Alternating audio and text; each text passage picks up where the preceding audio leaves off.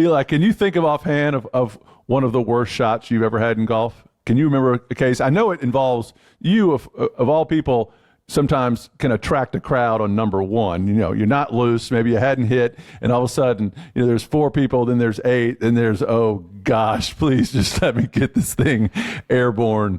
Do you have any stories that kind of you wake up in the middle of the night going, oh, that was not good? Yeah, I teed off at Pebble Beach a few years ago and playing there again, a kind of a crowd showing up, and it wasn't the AT&T. I've played that before, just kind of a normal time. You know, you're kind of debating on number one there. You're like, all right, people are showing up. You don't need to hit a driver, but sometimes you're like, I might hit a driver just so I make contact. Like I could hit a hybrid or a 3-wood. I could top that. Like bad things can go on, you know, first shot of the day, no real warm up. But I said, you know what? I'm gonna hit this a little hybrid I had, and I hit it, and it went pretty straight, went a little right into the trap, but the head of the rescue club flew off. It went like 70 yards dead straight also. And I mean, it's just kind of like, all right, you know, what, you know, this is not the start I wanted. These people watching, and they're, yeah, I think a lot of them are like, great shot, it went dead straight. I'm like, nope, that was my club, not the ball. The ball went a little right.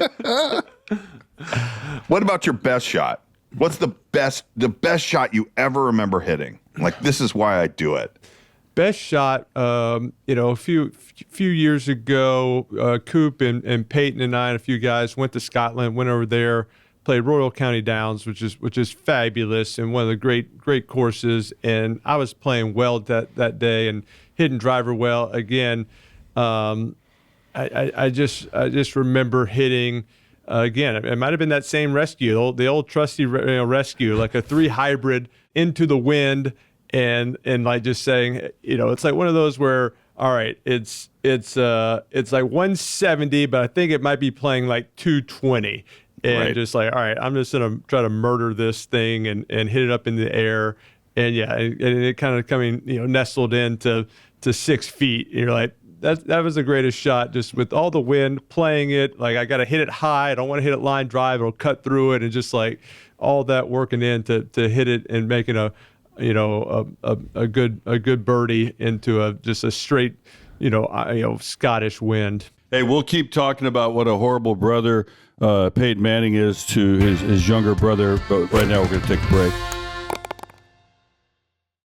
You already described your brother as being kind of a dick. Not this one, but the other one. Beating you up, bully. That commercial you all did for This Is SportsCenter, there wasn't much, not any writing. It was just be you guys, right? Yeah, exactly. What would you do on a tour? Us fooling around and hitting each other. I'm giving Peyton a wet willy. Of course, after like the 5th wet willy he's getting, it's like, all right, I think we got it. You know, I'm like, no, I need to go one more. I got to really lube this one up. You know, I think he definitely had an ear infection after that commercial. So, you know, after that, we're like, all right, we'll move into, you know, him punching you in the shoulder. I'm like, I wish we would have done the punching first, because now I know, like, he's just gonna just wail away and just rip into my right shoulder. And at some point, Coop, I don't even know if you remember this. I want to get the outtakes. At some point, like I'm like, hey, you know, don't hit me so hard. Like, you've hit me in my right shoulder. I got practice in it like tomorrow. Please don't hit me. Of course, the next one's like the hardest one, and we just went at it. I'm like tackled him, like running into the walls. There's, you know, the pictures on the walls are moving over. It was like they had to separate us, and you know, my dad, it was a little dicey. John Anderson was trying to break it up. Yeah, my dad gives that great look, you know, kind of that look we got so many times in the back of the car. Us, you know, keep, you know, touching and poking and just annoying each other, screaming, and him like, hey, if I have to turn back one more time, I'm pulling this car over and gonna, you know, make someone cry for real. Look that he gave a few times. So it was not a whole lot of acting, and it wasn't a whole lot of fun. I don't think Peyton and I talked for a few weeks after that commercial. Did you ever get into the fray, Cooper? Were you ever in there with him? I was barely in the commercial, much less the fray. I remember I mean in general, even at home or Coop's a lover, not a fighter. Yeah, I'm over there just, smoking one of those 12 cigarettes that Eli couldn't name, as a young boy. I remember one thing about that commercial. We had driven up to Bristol to film that, and I'm like looking at the lines, and I have, of course, no lines.